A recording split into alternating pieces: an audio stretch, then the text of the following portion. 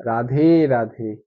শাস্ত্রেতে বলা আছে, কর্ম প্রধান বিশ্ব রচি রাখা, जो जस करहि सो तस फल चाखा।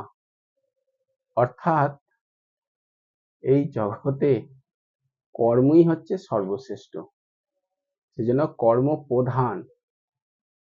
তো বিশ্বতে যা কিছুই আপনারা করবেন না কেন, সৎ কর্ম যদি আপনি করে থাকেন তাহলে কিন্তু আপনি গোবিন্দের ভক্ত হতে পারবেন, গোবিন্দের সেবা করার অধিকর্তা।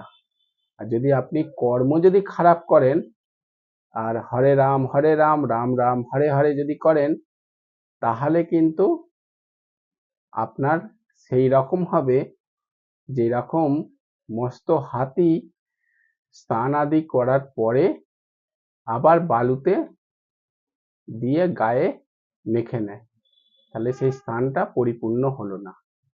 সেই জন্য যা কিছু করবেন গোবিন্দের নিমিত্তে কর্ম করবেন, সেটাই হচ্ছে আসল কর্ম।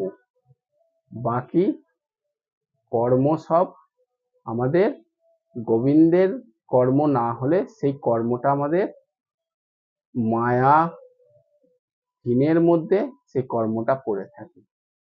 সেই জন্য মায়াধীনের কর্ম না করে মায়াধীশপতির কর্ম করুন, সেই কর্মটাই হচ্ছে আসল কর্ম। সেই জন্য বলেছে, কর্মণা বাধিকারাস্তে মা ফলেষু কদাচনা। কর্ম করুন অর্থাৎ গোবিন্দের নিমিত্তে কাজ করুন। কিছু দান করলে গোবিন্দের নিমিত্তে দান করুন, চিন্তন করলে গোবিন্দের নিমিত্তে চিন্তন করুন। সবকিছুই যেন ভগবতময়ী হয়ে থাকে, তবেই কিন্তু আপনি সৎ কর্ম করছেন এটা মানবে। আর জগতের চিন্তন করলে আর ভগবানের নাম ধাম করলে সেটা আসল কর্ম হচ্ছে না। সেই জন্য যেমন গোপীরা উঠিতে বসিতে খাইতে শুইতে যথা তথা নাম লয়, বেদ শাস্ত্র নিয়ম নাই সর্বশাস্ত্রে কয়। গৃহস্থতে কর্ম করে থাকেন কিন্তু মনটা গোবিন্দের চরণে, গোবিন্দের চিন্তন। সেই জন্য মনটা গোবিন্দের চিন্তন করুন, গৃহস্থতে কর্ম করুন না। সেই জন্য সৎ কর্ম অর্থাৎ গোবিন্দের নিমিত্তে কর্মটাই হচ্ছে সর্বশ্রেষ্ঠ। ঠিক আছে?